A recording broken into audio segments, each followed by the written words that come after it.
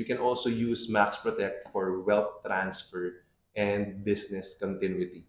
Diba? So, ang pwede mong ilagay na rider suggestions are payer's term benefit kung iba yung insured, payer's benefit for death and disability again kung iba yung insured or minor yung insured, or gusto mo walang rider again base plan which I discussed earlier. So, kung full nester ka or empty nester ka, so may dependents ka pa ngayon or malalaki na sila mga anak mo, pwede to.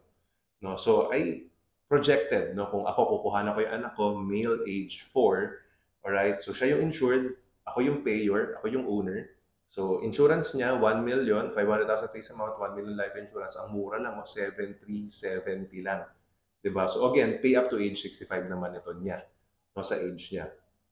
And then, no, so payers term benefit, kung gusto kong kuhanan yung sarili ko, no, na additional 500,000, meron yun. And then payers benefit on death and disability in case mamatay yung payer or maging fully disabled yung payer, mawi-waive na yung premium. So all in all, 22,733.13 lang.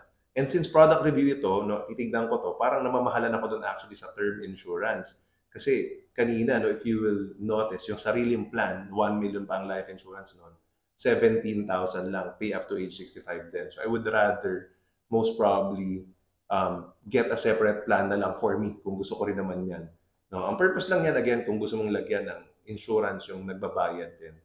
No, so for this plan, I would rather get separately, alisin ko yung 14,000, 7,3 plus 1,1 lang, 8,400.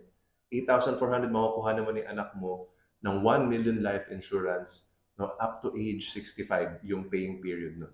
Diba? So, sobrang sulit. Sobrang sulit. Alright? So,